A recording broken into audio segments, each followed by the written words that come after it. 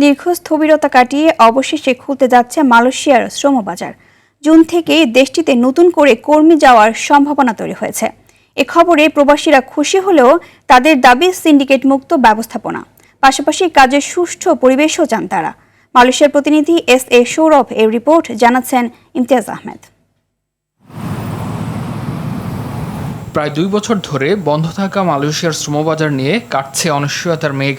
মধ্যপ্রাচ্যে অস্থিরতার কারণে যখন বিকল্প বাজার খোঁজা জরুরি হয়ে পড়ে, ঠিক তখনই আশার আলো দেখাচ্ছে দক্ষিণ পূর্ব এশিয়ার এ দেশটি।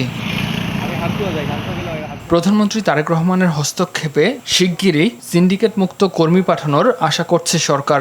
এ নিয়ে মালয়েশিয়ার প্রধানমন্ত্রী আনোয়ার ইব্রাহিমের সঙ্গে বৈঠক করেন প্রবাসী কল্যাণমন্ত্রী মোহাম্মদ আরিফুল হক চৌধুরী এবং প্রধানমন্ত্রীর উপদেষ্টা মাহাদি আমিন।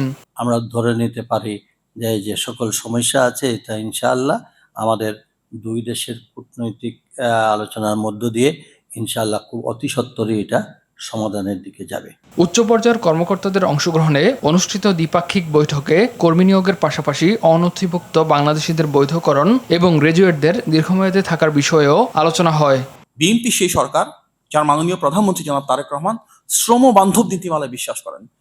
সরকারের এই তৎপরতাকে স্বাগত জানালেও সাধারণ প্রবাসীদের মনে রয়েছে বেশ কিছু শঙ্কা। বিশেষ করে দালালদের দৌরাত্ম্য বন্ধ হওয়া এবং কাজের নিশ্চয়তা চান তারা। আমরা চাই সিন্ডিকেট মুক্ত একটি কলিং। আমি চাই এই কলিংয়ে যারা বাংলাদেশ থেকে আসবে তারা সুন্দরভাবে আইসা জানি কোম্পানিতে কাজটা পায়।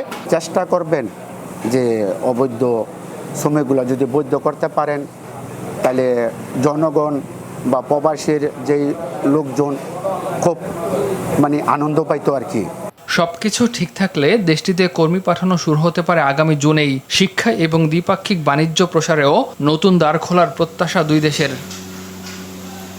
সিন্ডিকেট মুক্ত বাজার এবং দক্ষ কর্মী পাঠানোর মাধ্যমেই রেমিটেন্সের চাকা সচল রাখা সম্ভব মনে করছেন সংশ্লিষ্টরা।